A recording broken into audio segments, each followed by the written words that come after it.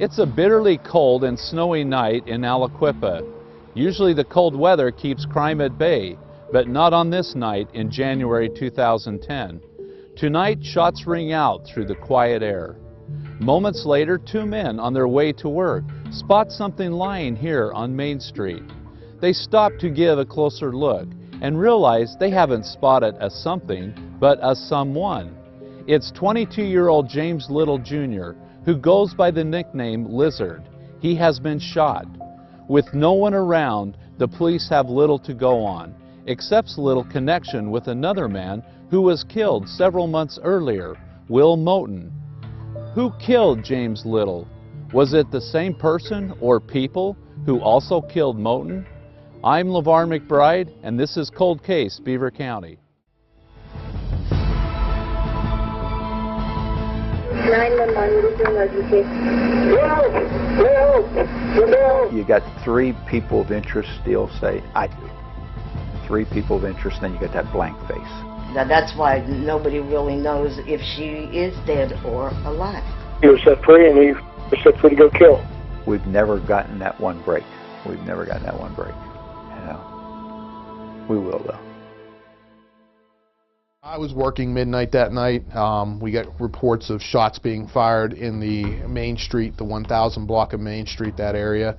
Shortly after that, a 911 call reporting the shooting is made by the men who found Little. It's one of those homicides that sticks in your mind because it was in the middle of winter, and just on a city street, individual is just laying there, shot multiple times, and there's no one around. He was just left there just to die. On January 9th, 2010, the night of Mr. Little's death, he was attempting to get into this particular residence here, 1010 Main Street. There was a social gathering going on, but he was denied.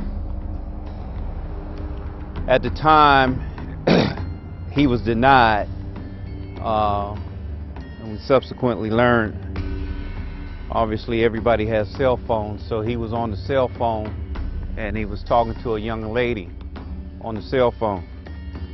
And as he talked to the young lady on the cell phone, he began to drift down into this area. It was cold, it was snowing, it was very dark, it was minutes after 3 a.m. in the morning.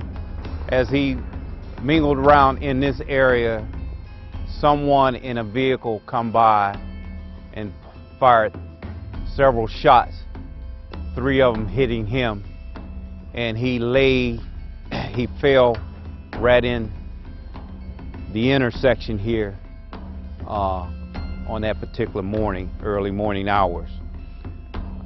His body laid here.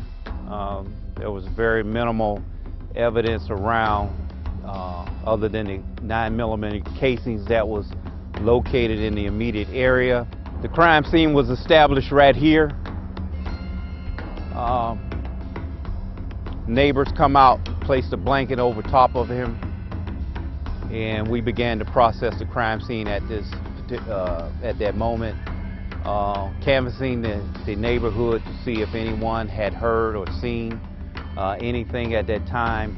Police believe the vehicle that drove past Little, possibly a brown SUV, turned around because the people inside recognized him, and at least one person inside the car got out and fired shots. We pretty much have information on who was in the car and who possibly did the shooting. But at this point, we're just that one piece still missing that we need to solidify the case enough to where we believe it's a good solid case that we can take to court.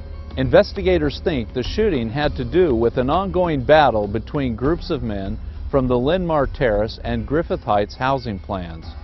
Little's friend, Will Moten, had been gunned down just months earlier in Aliquippa's Plan 11 extension neighborhood. We knew that Griffith Heights had a feud going with those who lived in the Linmar area at the time. And so that was one of the theories we were looking at, who from the Linmar area who had the adversarial relationship that could have been responsible for the death. And so when we looked at the Little's death, we kind of associated that with the Will Moulton death, because Will Moulton and victim Littles were friends, and they were all associated with their associates from Griffin Heights at the time. We were primarily looking at suspects from Linn-Mar area at that time. Police suspect that the same people responsible for killing Little were also responsible for Moulton's death. And much like it was when they investigated Moulton's death, police found people were unwilling to talk. The names are always the same. It's just no one has ever come forward to say, hey, I have concrete information that this individual was responsible for this particular decedent's death.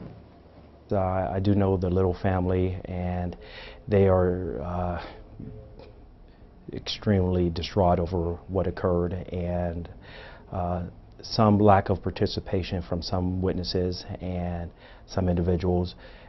They're still having a tough time dealing with this homicide. As it would with anyone who has suffered the loss of a child, it has been stressful for that family, stressful for the community as well, because no society or no community or no neighborhood wants to know that murderers are still at large and responsible for deaths, and that the particular death cannot be solved.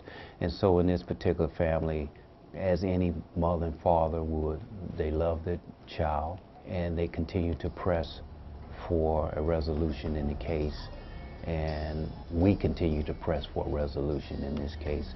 That is why the books have never been closed on this particular case.